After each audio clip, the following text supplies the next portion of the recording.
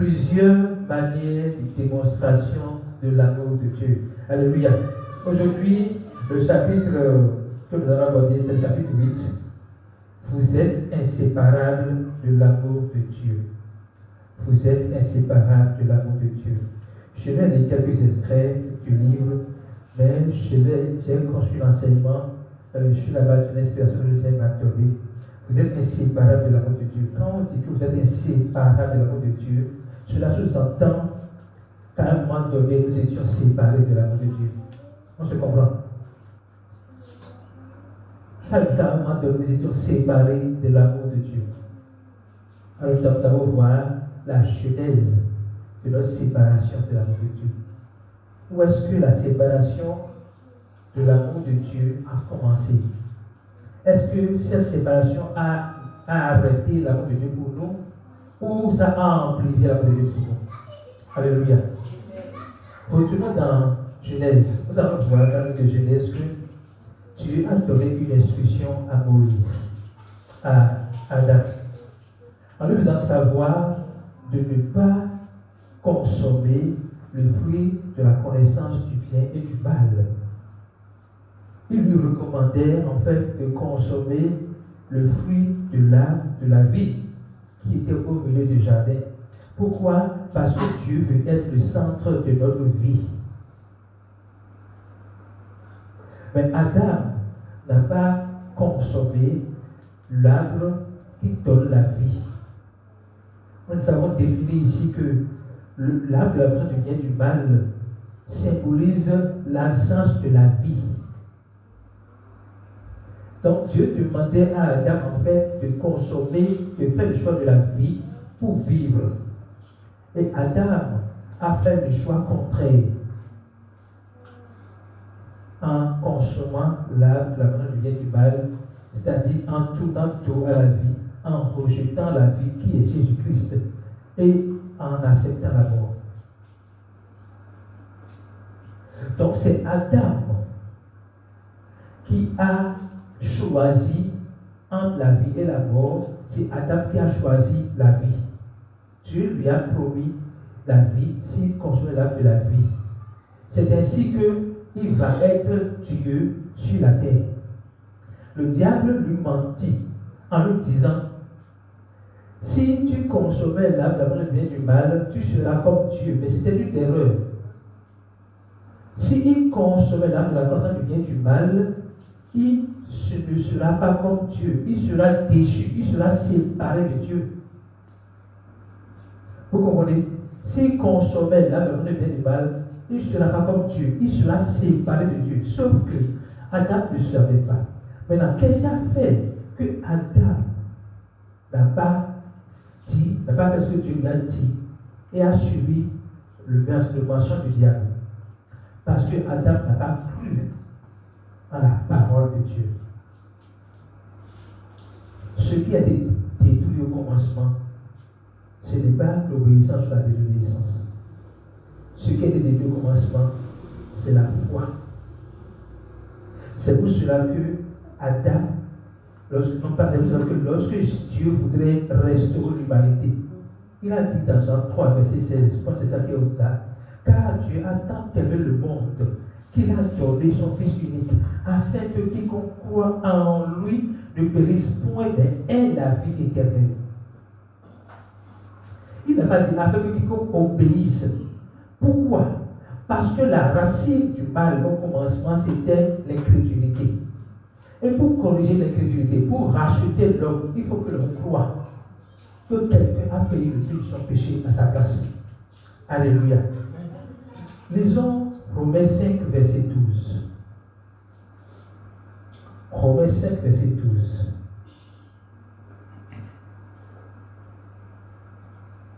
C'est pourquoi, comme par un seul homme, le péché est entré dans le monde, et par le péché la mort, et qu'ainsi la mort s'est étendue sur tous les hommes, parce que tous ont péché. Voyez bien, le péché est entré dans le monde par un seul homme. Ça veut dire quoi? Le péché est entré dans le monde. Ça veut dire que le péché est un élément nouveau dans le monde. Autrement dit, le monde que Dieu a créé, le monde que Dieu a prédestiné pour nous, dans ce monde, il n'y a pas de péché. Mais par l'incrédulité d'Adam, le péché a fait son entrée dans le monde. Maintenant, qu'est-ce que le péché qui est venu corrompre le monde a fait? La parole dit ici que, et par le péché, la mort, et qu'ainsi la mort s'est étendue tous les hommes, parce que tous sont péchés. Voyez bien, par le péché, la mort. Donc, par le péché que Adam a commis, par son incrédulité, la mort est intervenue. De quelle mort on parle ici? C'est de la mort spirituelle, c'est la séparation avec Dieu. Écoutez bien, ce n'est pas la mort physique. Sinon, on ne dirait pas la mort est étendue sur tous les hommes. Les hommes, il faut que les hommes, quand on parle des gens qui vivent, on dit que la mort est étendue sur tous les hommes. Parce que tous sont péchés. Comment tous sont péchés? Parce que nous sommes héritiers de la nature pécheresse d'Adam. On n'est pas pécheur parce qu'on a commis des erreurs, qu'on a volé, menti. Non. On est pécheur parce qu'on a hérité la nature pécheresse d'Adam par notre naissance dans la chair. Le fait que nos parents ont décidé de nous mettre au monde, ils nous ont mis au monde par leur volonté, par leur décision. Et nous sommes nés de la chair. Et étant donné que Adam est notre aïeul dans la chair, tous ceux qui sont nés dans la chair sont héritiers d'office d'Adam. Ils sont pécheurs, ils sont des pécheurs nés. David a dit, lisons cela, Psaume 51, verset 7. David a dit, depuis le ventre de ma mère, j'ai été conçu dans le péché. Psaume 51, verset 7, s'il vous plaît.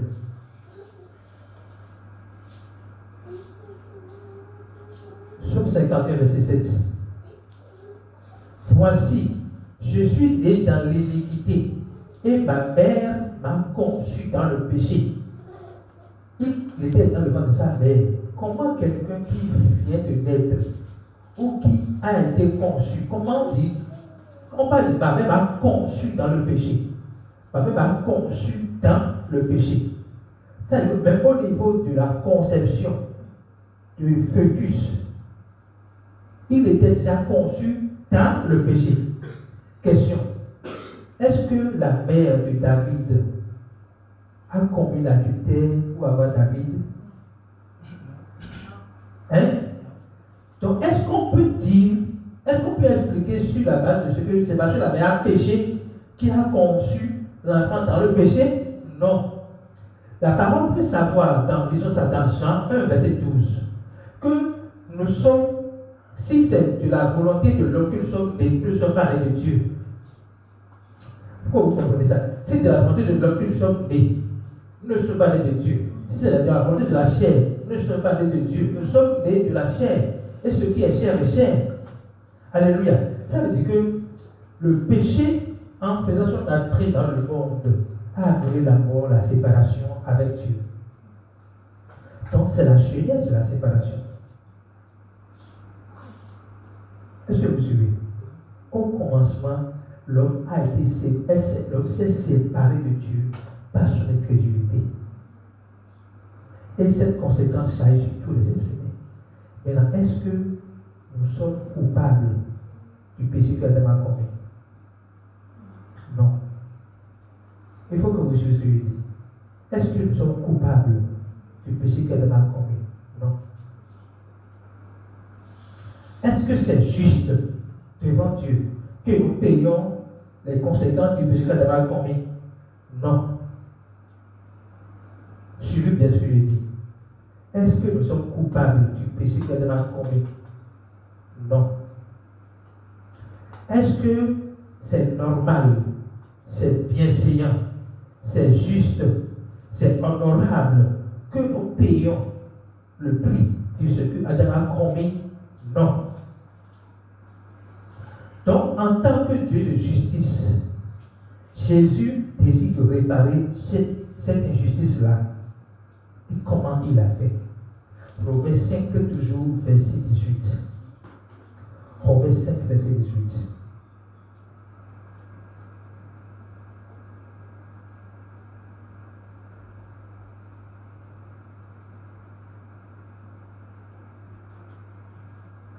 Ainsi donc, comme par une seule offense, la condamnation a atteint tous les hommes, et de même par un seul acte de justice, la justification qui donne la vie s'est étendue sur tous les hommes. On va voir le verset, on va bien comprendre tout à l'heure. Comme par un seul homme, comme par une seule offense, la condamnation a atteint tous les hommes. De quelle offense on parle ici? Du péché de la Genèse. Hein? À cause de ce seul péché, la condamnation a atteint tous les hommes. Alors que tous les hommes n'ont rien fait. Ok? Et je disais que cette conséquence sur tous les hommes est une injustice au regard de Dieu. Ok? Maintenant, Dieu décide de réparer l'injustice par sa propre justice. La parole dit que même par un seul acte de justice, ce n'est pas par hasard qu'ils ont appelé un seul acte de justice. Par un seul acte de justice, la justification qui donne la vie s'étend surtout à tous les hommes. Écoutez bien, au départ, c'est la condamnation que nous avons héritée sans bien faire. Aujourd'hui, Dieu, par un seul acte de justice, de quel acte de justice on parle? Quelle est la définition de l'acte de justice? La mort, l'ensevelissement et la résurrection de Jésus-Christ. L'acte de justice, c'est que Jésus-Christ a décidé de payer le prix du péché à notre place, afin que nous ne mourions pas. Le salaire du péché, c'est la mort. Mais un mort ne peut pas mourir pour ses péchés. Étant déjà séparés avec Dieu, nous sommes déjà morts.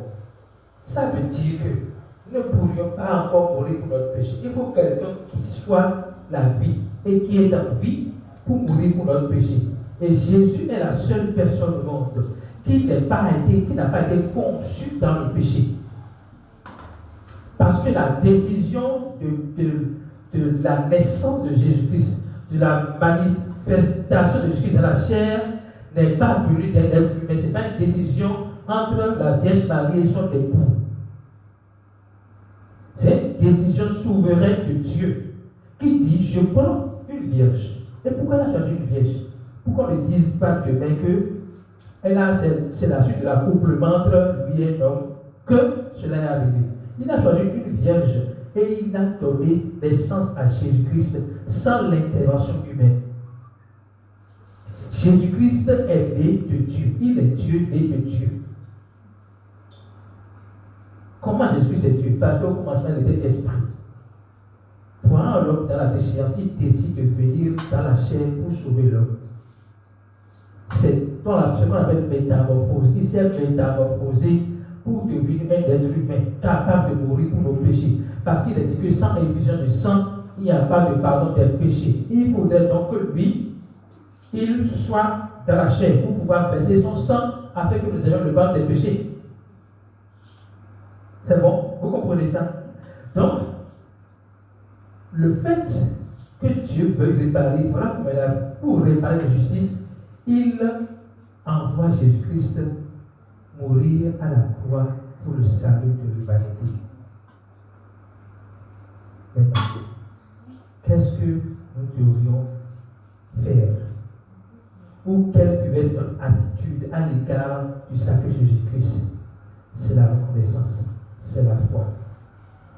Je disais, ce qui a été dit au commencement, c'est l'incrédulité, c'est la foi. Donc il faut restaurer ce qui a été dit par la foi. Il faut que vous croyez que Jésus-Christ a obéi à la loi à votre place. Il faut que vous croyez que Quand on parle d'obéissance, Jésus-Christ a déjà obéi à la loi à votre place. Vous ne pouvez plus obéir à Jésus-Christ. La vraie obéissance à Jésus-Christ, c'est de croire en ce qu'il a fait pour vous. Nous allons voir ça ensemble. Lisons 1 Corinthiens.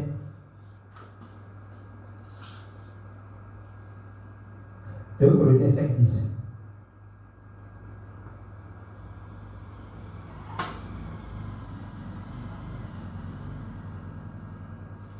Corinthiens 5, 10.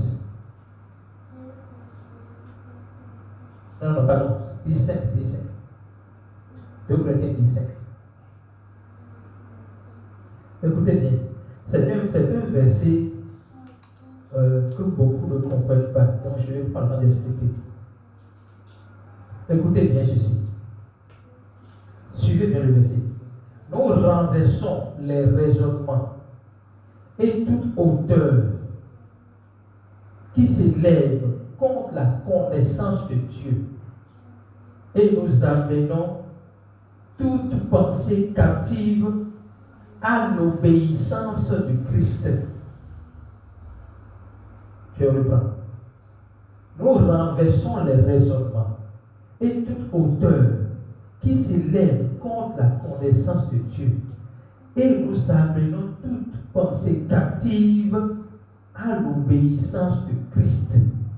Il faut que vous souligniez l'obéissance de Christ. Dans d'autres versions, on parle de, nous amenons toute pensée captive à obéir à Christ.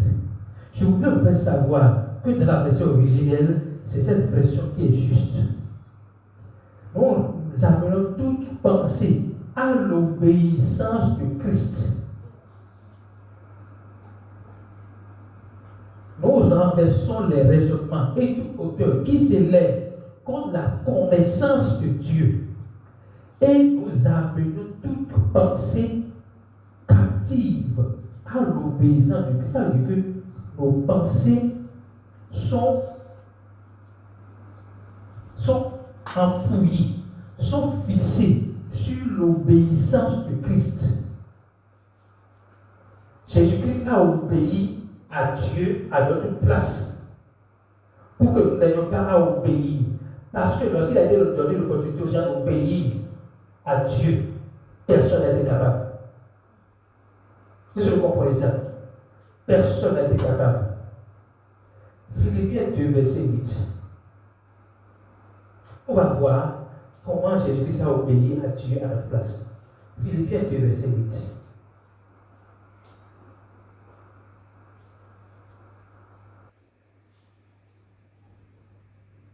Il s'est humilié lui-même, se rendant obéissant jusqu'à la mort.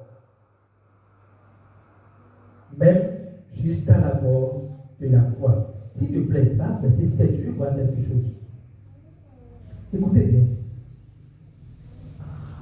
Verset 6.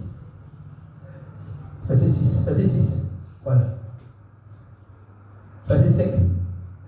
Je vais vous montrer quelque chose. On va le lire ensemble. Ayez en vous les sentiments qui étaient en Jésus-Christ. Donc, je vais parler de Jésus-Christ. Ayez en vous les sentiments qui étaient en Jésus-Christ. Oui, continuez maintenant. Lequel, existant en forme de Dieu, il est Dieu, ok, n'a point regardé comme une proie à arracher d'être égal avec Dieu. Continuez. Mais il s'est dépouillé lui-même. C'est pas qu'on l'a dépouillé. Il s'est dépouillé de sa divinité pour porter le vêtement de l'humanité. En prenant la forme de serviteur, devenant semblable aux hommes et ayant paru comme un simple homme. Voyez le processus. Il est Dieu. Il s'est dépouillé. Il devait semblable à nous, comme un simple homme. Figurez-vous, il n'est pas né dans une clinique. Il est né dans une bergerie. Voyez combien il s'est humilié, il s'est débrouillé. Maintenant, verset suivant. De tout cela maintenant, on dit, il s'est humilié lui-même. C'est une décision qu'il a prise. C'est comme un roi qui crie son trône, qui vient comme un serviteur. Au lieu de se faire servir, lui, il dit son trône pour nous servir. C'est l'image que nous devons avoir de Jésus. Il s'est humilié lui-même, se rendant obéissant jusqu'à la mort, même à la mort de la croix. Jésus-Christ a obéi à Dieu. Son obéissance, c'était normal parce qu'il doit mourir pour les péchés des hommes. S'il ne se débrouille pas, s'il ne s'humilie pas, s'il ne quitte pas son trône de roi, son trône de Dieu pour venir parmi nous, il ne pourra pas nous sauver. Alléluia. Est-ce que vous comprenez? Donc, lorsqu'on va retourner dans 2 Corinthiens 5, verset 10, là, on voit clairement que rendre ses pensées captives à l'obéissance de Christ, c'est rendre ses pensées captives au processus là qui a fait que Dieu, Jésus Dieu, est devenu homme pour nous sauver. Et ça n'a pas été un jeu, ça n'a pas été facile pour lui. Quand il a regardé la coupe, il a dit, si tu peux éloigner cette coupe de moi, à ce niveau, c'est son humanité qui parlait. L'humanité parlait au spirituel. Nous allons dans la vie que notre chair parle, notre humanité parle. Mais ce qui nous fortifie, c'est que nous nous souvenons que nous ne sommes plus seulement chair, nous sommes esprit. Quel esprit? L'esprit de Dieu en nous. Donc, à un moment donné, il voit la coupe.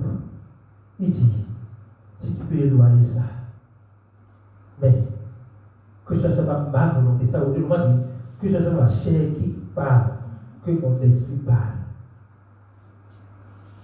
Mais qu'est-ce qu'il y a dans la coupe? Selon vous, il y a un peu quoi dans la coupe? Il y avait le péché des hommes. Pas avant Jésus, avant la manifestation de Jésus. Vous comprenez ce que je dis? Donc il y avait le péché des hommes depuis le commencement du monde. Les péchés des hommes pendant que Jésus-Christ était baptisé dans la chair. Et les péchés des hommes qui viendront après Jésus, après la mort et la résurrection de Jésus-Christ. C'est tout cela qu'il y avait dans la coupe. C'était trop lourd. C'était trop amer. Il a dit, si tu peux éloigner ça. Mais il a accepté de porter. Parce que sa mission est de nous sauver. Alléluia. Vous comprenez? Nous allons avancer. On va lire. Chant, on va voir qu'est-ce qui donne la raison, qu'est-ce qui prouve que notre réconciliation aujourd'hui, écoutez bien ce que je veux dire, doit nous donner une assurance éternelle. Si vous suivez ma logique, nous sommes partis de la genèse de la séparation. Nous avons vu la solution de la séparation. Nous voulons voir maintenant ce qui fait de cette solution une solution éternelle. Vous êtes là? 2 Corinthiens 5, verset 17 à 20. 2 Corinthiens 5, verset 17 à 20.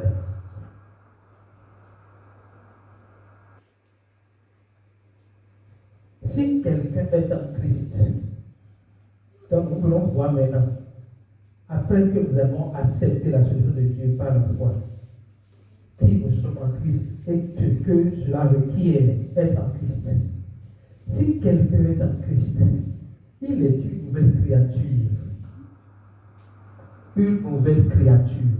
Quand on parle de nouvelle créature, ça veut dire que nous avions une ancienne nature qui a été changée. Il est une nouvelle créature. Cette nouvelle créature n'a jamais existé. Cette nouvelle créature n'a jamais existé. Quand nous croyons en Jésus, je veux vous montrer une image. Quand nous disons, nous croyons en Jésus, qu'est-ce qui se passe? Nous traversons le processus de Jésus-Christ. Jésus est mort pour nos péchés, n'est-ce pas? Quand nous croyons en lui, nous sommes morts aussi. Nous sommes morts. C'est-à-dire que Loïc qui existait avant Jésus-Christ, avant de recevoir Jésus-Christ dans sa vie, c'est pas le même Loïc que nous voyons aujourd'hui. Donc quand Loïc croit en la mort de Jésus, Loïc meurt. Et Loïc est également enseveli. Loïc ressuscite le 3e jour. Mais seulement que dans le monde spirituel, c'est instantané. Cette résurrection de Loïc fait de lui une nouvelle créature.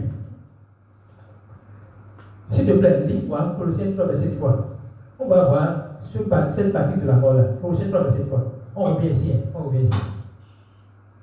Colossiens 3, verset 3. Colossiens 3, verset 3. Vous êtes morts et votre vie est cachée en Dieu. Donc, quand nous croyons en Jésus-Christ, nous sommes morts, ensevelis et ressuscités, exactement comme Jésus-Christ. Revenons à l'autre texte. Donc, si quelqu'un est en Christ, il est une nouvelle créature. Les choses anciennes sont passées. Voici, toutes choses sont devenues nouvelles. Ok? Ça veut dire que lorsque nous croyons en Jésus-Christ, nous passons d'une étape X à l'étape Z. Nous quittons les ténèbres pour la lumière. Nous quittons la mort pour la vie. Nous quittons l'enfer pour le paradis. C'est exactement cela. Ok? Tout cela vient de Dieu qui nous a réconciliés avec lui. Dieu nous a, c'est le temps qu'il va nous réconcilier. Il nous a réconciliés avec lui par Christ et qui nous a donné le ministère de la réconciliation. Maintenant, on veut voir comment Dieu nous a réconciliés en Christ. Verset suivant. Car Dieu était en Christ, réconciliant le monde avec lui-même, en n'imputant point aux hommes leurs offenses. Et il a mis en nous la parole de réconciliation. Écoutez, en n'imputant point aux hommes leurs offenses, là, c'est la fondation de la réconciliation. Ce qui est beau avec Dieu, c'est que ses péchés sont pardonnés. Ce n'est pas que ces péchés seront pardonnés. Et nous avons vu que le type de péché qui est pardonné, ce n'est pas le péché d'hier. C'est le péché d'hier, d'aujourd'hui, de demain. Jésus est mort pour le péché du monde entier. Avant qu'il soit manifesté dans la chair, pendant qu'il était dans la chair, et après. Même ceux qui l'ont crucifié à la croix sont pardonnés. Il ne faut croire juste que Jésus-Christ est mort pour le péché et ils reçoivent le pardon. Même le sorcier, le braqueur de route, est pardonné. Mais il faut croire qu'il a reçu, que Jésus-Christ lui a passé un péché pour recevoir ce pardon. Alléluia. À présent, nous allons maintenant aborder la question. Mais avant d'aborder la question, je veux vous montrer que ce processus-là que tu as fait pour donner la solution de notre réconciliation, on doit en avoir l'assurance. Jean 10, verset 28. Jean 10, verset 28.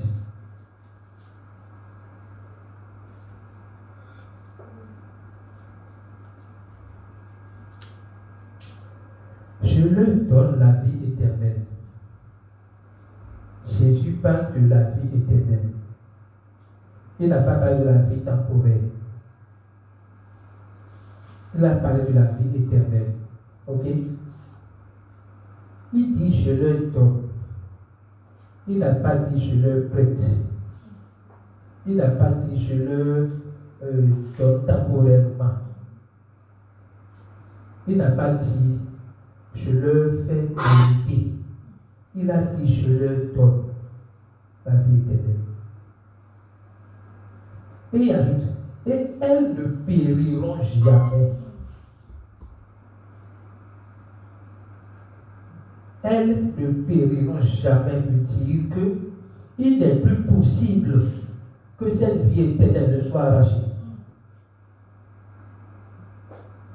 Et pour que personne ne dise qu'il ne comprend, il ajoute, et personne ne les ravira de ma main, même pas toi-même. Personne ne peut arracher la vie éternelle que tu t'as donnée de la main de Dieu. Et toi-même, tu ne peux pas arracher cette vie éternelle que tu t'as donnée de ta main. De ta main. Jésus n'a pas fait un film. Je voudrais insister sur ça. Jésus n'a pas fait un film. Je ne sais pas si vous donnez votre vie pour votre enfant et que vous avez le cas de reçu de cette mort-là. Vous allez donner la priorité à l'enfant de faire de sa vie ce qu'il veut. Ça. Monsieur Maurice. Ça veut dire que vous avez souffert. Vous êtes mort. Et vous êtes ressuscité. Maintenant, il a la vie. Et maintenant, faites de sa vie ce que tu veux. Impossible. Si vous le laissez faire de sa vie ce qu'il veut, ça veut dire que vous n'êtes pas mort. Ça veut dire que vous n'avez pas souffert. Parce qu'il n'a pas souffert plusieurs fois. C'est une seule fois. Pour toutes. Il n'a pas fait ça déjà pour toutes. Pour vous laisser vous amuser avec ça. Pour vous laisser le pouvoir de perdre ou de garder. Non. C'est lui qui garde cette vie. Et nous allons voir cela tout à l'heure dans le verset du jour. Romains 8, verset 35. Vous êtes inséparables de l'amour de Dieu. Romains 8, verset 35. Et c'est là où on va finir. Qui nous séparera de l'amour de Christ? Qui nous séparera de l'amour de Christ? Maintenant, il a cité ce qu'on peut citer pour justifier que ça peut nous séparer de l'amour de Christ. Le fait de dire qui pourra le faire, si la question vient de Dieu, ça veut dire que c'est impossible, que c'est impossible quoi, que quelqu'un nous sépare de l'amour de Dieu. Mon épouse a enseigné ce passage à la maison et pendant qu'elle enseignait, j'ai pris l'image que je vais partager avec vous. Qui nous séparera de l'amour de Dieu? On n'a pas dit de l'amour que nous avons pour Dieu, mais de l'amour de Dieu. Hein? Allez, come, please. Come. Je veux que vous voyez quelque chose. C'est quand que allez à garder ma main. Voyez-moi comme Dieu et vous comme enfant. Ok? C'est pas que aller à garder la main. C'est Dieu qui garde la main, qui garde notre main. Ok? Maintenant, si aller garder ma main, si quelqu'un voit quelque chose qui fait peur, qu'est-ce qui va se passer? Il va lâcher ma main et penser qu'il va se sauver. Ou bien, maintenant, moi je garde la main d'aller. Quelque chose lui fait peur. Moi j'ai le contrôle sur ce qui lui fait peur. Ou bien, je suis plus grand que lui. J'ai le contrôle sur ce qui lui fait peur. Donc, au lieu qu'il va tenter de fuir, je vais lui dire qu'est-ce qui a peur. Vous comprenez? C'est l'image que j'ai vue. Pour Dieu, c'est comme ça que Dieu est avec nous. Qui peut nous séparer? Non, ce n'est pas toi qui as gardé Dieu. C'est Dieu qui t'a gardé. Dieu ne peut pas te laisser avoir peur. Il sait que tu auras peur. Mais lui a le contrôle. La chute va arriver, ça va, tu auras peur. C'est naturel. Mais ça, c'est lui qui garde ta main. Ça, le danger arrive, il te garde. Donc il dit, qui nous séparera de l'amour de Dieu? Sera la tribulation ou l'angoisse, la persécution ou la faim, la nudité ou le péril ou l'épée? Pourquoi est-ce tout ça?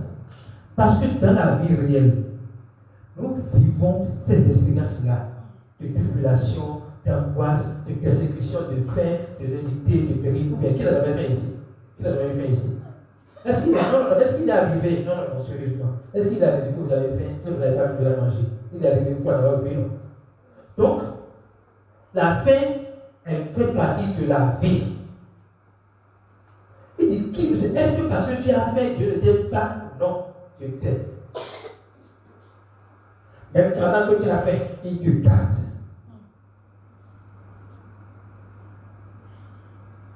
Ce passage déconstruit un mensonge séculaire qui fait croire que quand on est croyant, quand on vient en Jésus, on n'a plus de problème.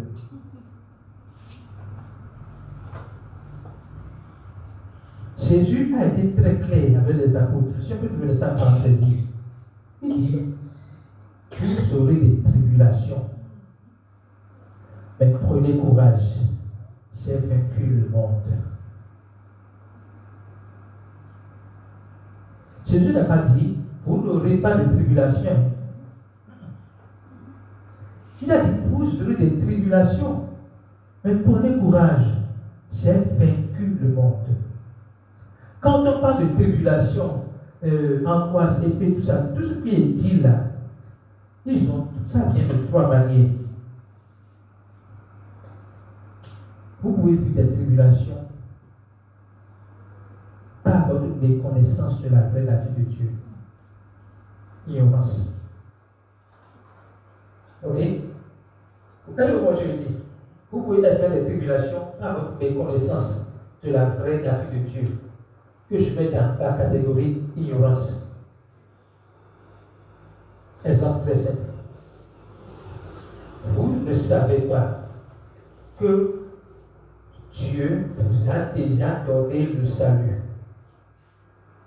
Et quelqu'un vous dit, parce qu'il est pasteur, homme de Dieu, si tu veux avoir ta maison, il faut construire la maison de Dieu.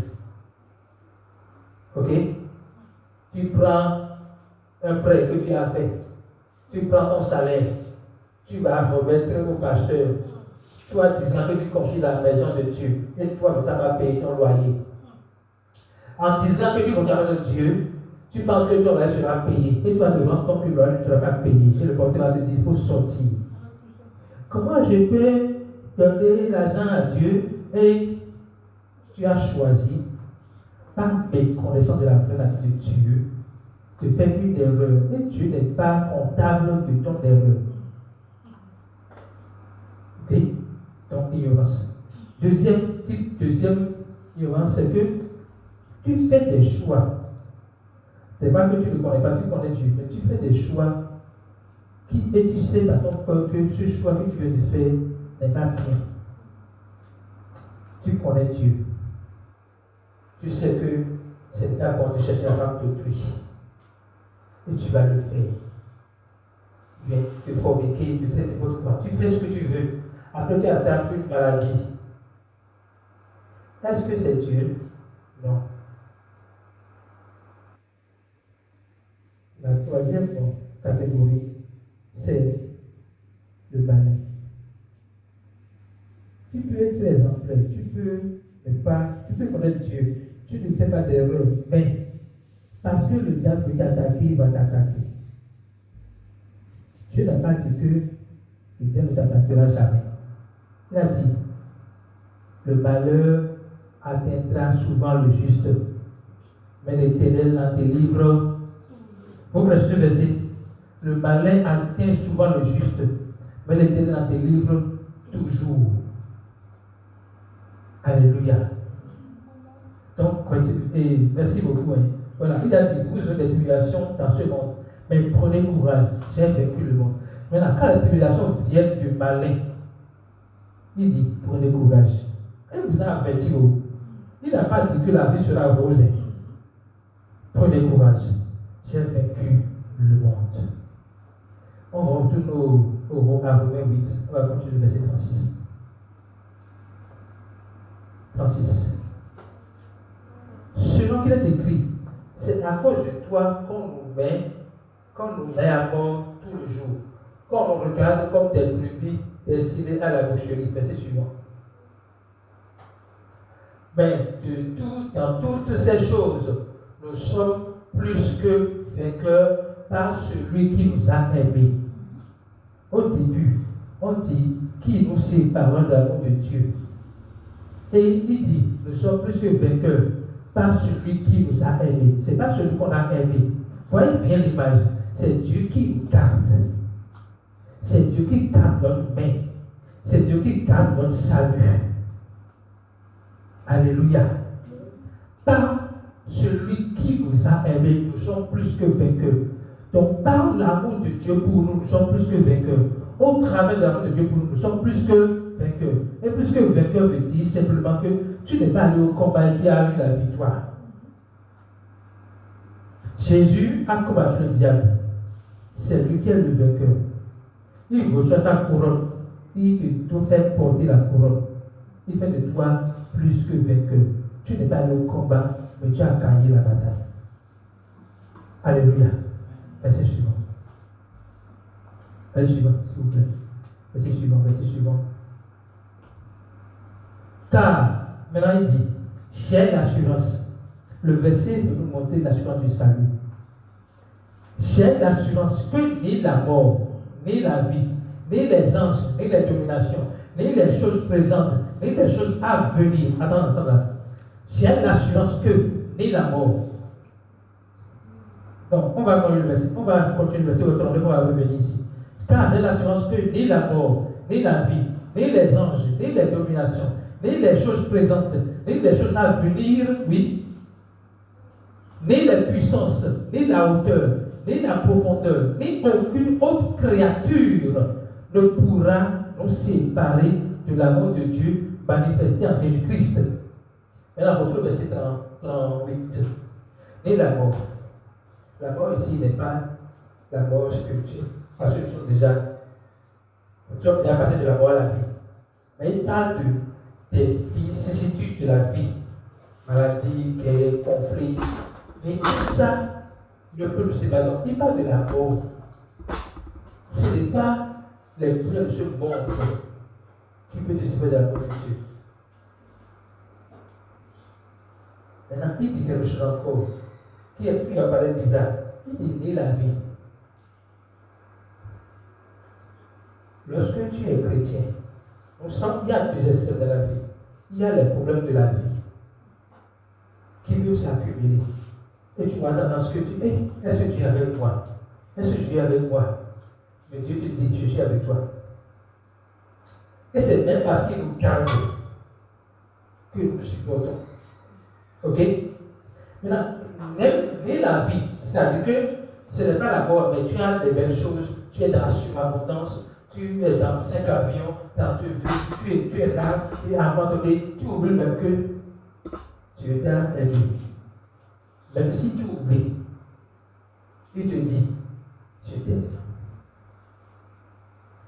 Donc, j'ai l'assurance que ni la mort, ni la science, tout ça là, tout la suite là, se trouve dans les deux choses ici. Ni les anges, ni les dominations. Les anges de Dieu, domination, malin, ok? Ni les choses présentes, ni les choses à venir. Oui? Oui, verset 9, verset 39. Ni les puissances, ni la hauteur, ni la profondeur, ni aucune autre créature ne pourra nous séparer de l'amour de Dieu manifesté en Jésus-Christ. Je finis par un verset. Comment l'amour de Dieu manifesté en Jésus-Christ et qu'est-ce qui fait que nous pouvons avoir l'assurance de notre salut? 1 Pierre 1, 18 et 19. 1 Pierre 1, 18 et 19.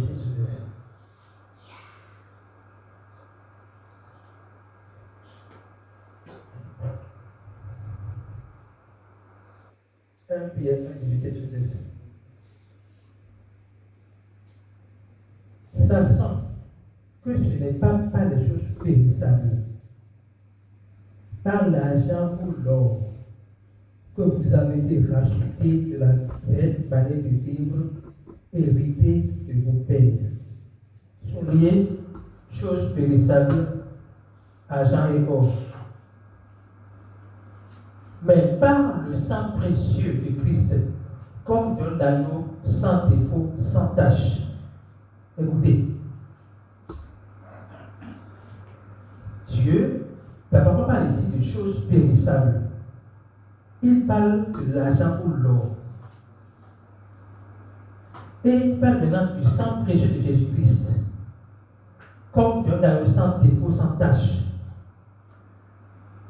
Ça veut dire quoi? Le sang de Jésus-Christ n'est pas périssable.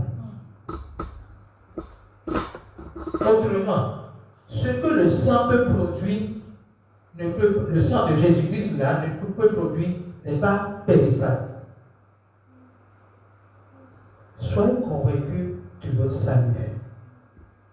Soyez enracinés dans la connaissance que votre salut est assuré sur la base du sang qui vous a sauvé. Le sang qui vous a sauvé n'est pas périssable. Ce sang est éternel, ce sang est de Dieu. Pour qu'on voit encore plus clair, lisons Hébreux 10, verset 10 à 12.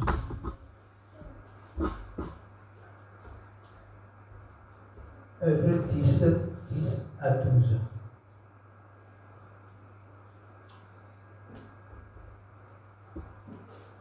Car c'est avec cette volonté que nous sommes sanctifiés par l'offrande du corps de Jésus-Christ une fois pour toutes. Le une fois pour toutes là, il faut se laisser à la raison pour laquelle il est dit ici, vous allez comprendre tout à l'heure. Et tandis que tout sacrificateur fait chaque jour le service et offre souvent les mêmes sacrifices qui ne peuvent jamais ôter les péchés.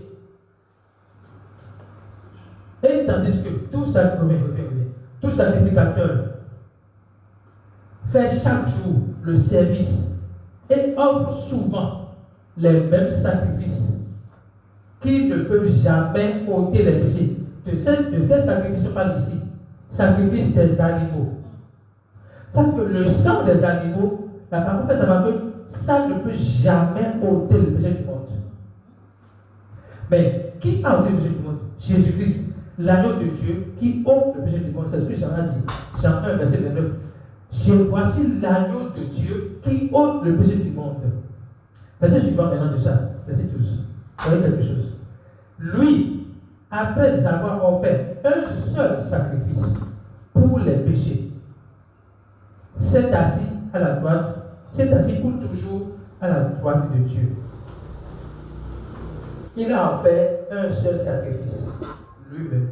Il s'est offert lui-même, une fois pour toutes. Pas tous les jours, pas chaque année, parce que ce sacrifice est supérieur à tous les autres sacrifices réunis. Le sang de Jésus est le sang qui nous a sauvés. Et c'est par l'amour pour nous qu'il a décidé de nous sauver.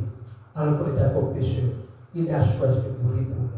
C'est par son sang que nous avons le salut. Et c'est dans son sang que nous avons l'assurance de ce salut. Levons notre pays. Commençons par dire merci à Dieu. Commençons par dire merci à Dieu. Commençons par dire merci à Dieu pour cette grâce qu'il nous a donnée, pour ce salut qu'il nous a donné. Merci Jésus pour ton salut. Merci Jésus pour ton amour. Merci de me faire comprendre que je ne peux jamais essayer de l'amour que tu m'as donné. Merci de me faire comprendre que je suis sauvé éternellement. Merci de me faire comprendre que mon salut est assuré. Merci Jésus. Commence par dire merci à Dieu. Dis-le avec tes propres mots. Dis-le avec tes propres mots. Merci pour la compréhension que tu m'as donnée aujourd'hui. Merci pour la compréhension que tu m'as donnée aujourd'hui. Je suis reconnaissant pour ton amour. Je suis reconnaissant pour ton amour qui me garde. Je suis reconnaissant pour ton amour qui me garde. Je suis reconnaissant pour ton amour qui me garde. Ton amour qui me protège. Ton amour qui me rassure. Je suis reconnaissant. Que ton nom soit béni. Merci Jésus. Merci Jésus. Merci Jésus. Merci Jésus. Merci Jésus. Merci Jésus. Merci Jésus. Merci Jésus. Au nom de Jésus, nous avons prié. Tu vas prier encore pour toi. Tu vas remettre dans la main de Dieu tout ce qui pèse sur ton cœur. constitue un fardeau pour toi. Il a dit, déchargez-vous sur moi et prenez mon repos. Tu vas dire, Seigneur, je reconnais que même dans les tribulations, tu es avec moi. Je viens humblement décharger mes fardeaux à tes pieds, décharger mes soucis à tes pieds, décharger mes préoccupations à tes pieds. Merci Jésus de me décharger. S'il te plaît, décharge ces fardeaux. Ne les reprends pas. Ne les reprends pas. Seigneur, je viens décharger mes fardeaux, mes peurs, mes angoisses, mes limites, ma faiblesse. Je les décharge à tes pieds. Accorde-moi ta force. Accorde-moi ton repos. Accorde-moi ton repos. Accorde-moi ton repos. Accorde-moi ta paix.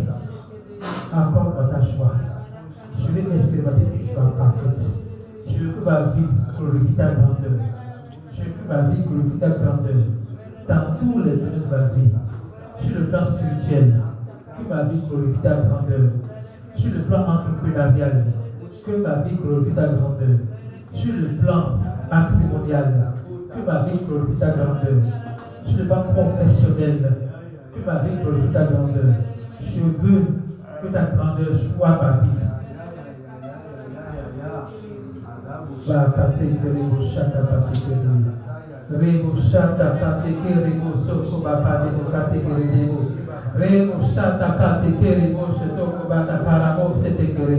Rekete kete kerebo soko barabo sete kerebo. Rebo shate kete kerebo soko bata kerebo shata karabo sete kere. Rekete kerebo shata kate kerebo shata karabo sete kere.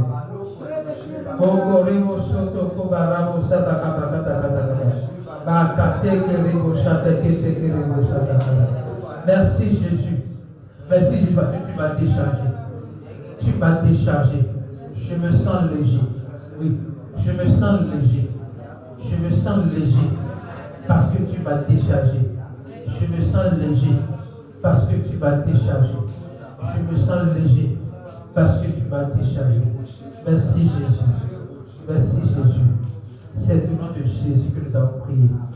Tu vas encore prier pour tous ceux que tu connais, qui n'ont pas encore l'assurance de leur salut.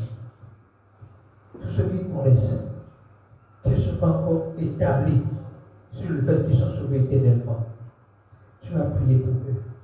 Parce que celui qui ne sait pas qu'ils sont éternellement, celui qui n'est pas confiance en l'amour inconditionnel de Dieu, va croire que tout vient de Dieu, qu'il souffre parce que Dieu l'a voulu.